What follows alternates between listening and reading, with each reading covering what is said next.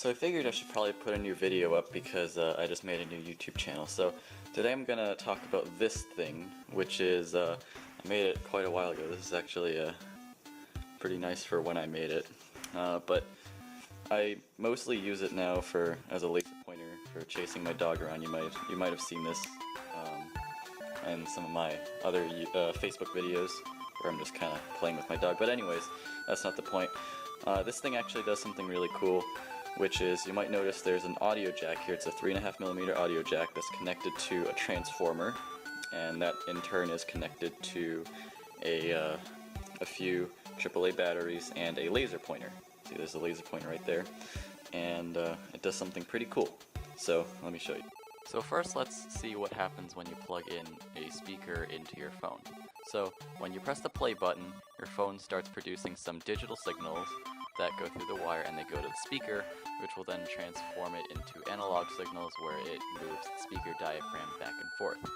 So what I'm going to do is I'm going to draw a simplified diagram of a speaker. You can see here there's a permanent magnet which is attached to the center, or usually the center of the speaker, and then this magnet is connected to a diaphragm, which basically is this big, very thin membrane which moves the air back and forth.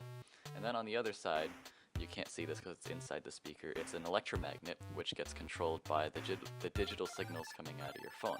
So when the signal gets higher, then the magnet will get pulled closer to the inside, and when the signal is weaker, then it'll get released. So what that means is that the voltage that goes up and down, it looks a little bit like this, that directly controls the positioning of that little diaphragm inside your speaker, and that's how it makes noise, is by moving in and out so fast that it produces the waves that your ears will pick up as sound. Wow, that's really, really blurry. Sorry about that. My camera's having a little bit of trouble focusing.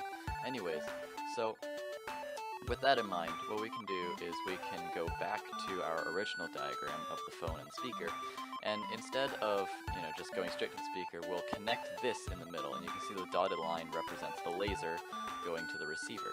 So, as a control, because, all good experiments need a control, what I've done is I've hooked up an audio cable from my phone to my laptop. You can see it's plugged into the microphone port over there, and my laptop is just acting as a speaker because I don't actually own any speakers.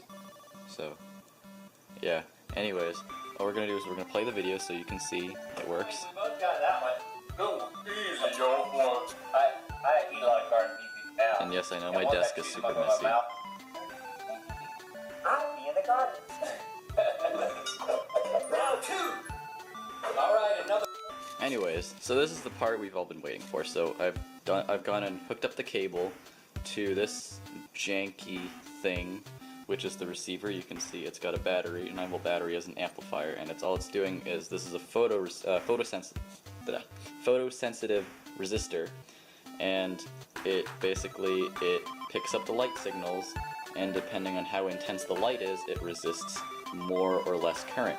So as you can expect, the light, because the data is being transferred through variations in the intensity of the light, it will convert this back into sound signals, and we can hear, see, I've got this being connected to my phone, and if we turn this on and we point it right here, we can hear. Bring it in, guys. You do it like fishy. See? Go, ooh. It must be. On, off, on, off. I'll let you guys watch the video so you can see. Hey, you're saying this is bad? I have no idea. This isn't like Bluetooth trickery or whatever. This is real science. On, I'm trying to find some more off, on, Can I please have another bite? So yeah. Okay. Anyways, that's how you make Good Mythical Morning even more mythical, is by adding science to it.